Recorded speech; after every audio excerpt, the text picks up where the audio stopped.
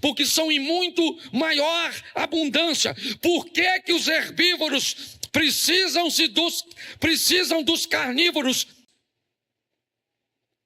É simples. Todas as vezes, tiraram os lobos de uma região dos Estados Unidos. Tiraram. Foram criar gado e os lobos atacavam os gados porque diminuíram, certo, o ambiente natural do lobo. Então, inevitavelmente, os donos da fazenda mataram os lobos. Foi só uma questão de tempo. E não tinha mais água naquela região. Aí você vai perguntar, pastor, o que que o lobo tem a ver com a água?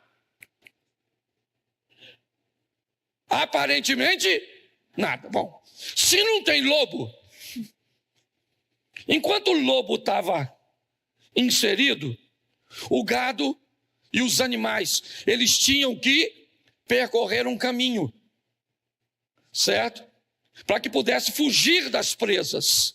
Então ele fazia um processo migratório. Ele comia as plantinhas que estavam desse tamanhozinho assim, aqui, ia comendo, e ele ia embora, sendo perseguido pelos predadores. Meses depois, ele voltava. Muitas dessas plantas, nesse período que ele voltava, elas já estavam maiores do que ele podia comer. Então, elas já tinham crescido, e eles não comiam. Certo? Quando mataram o lobo, o que aconteceu com esses animais? Eles precisavam fazer esse sistema? Sim ou não? Então me diga para mim que tipo de árvore crescia? Nenhuma. Então toda a estrutura que precisava para formação e armazenamento da água foi destruída. Qual era a única forma de fazer isso voltar de novo?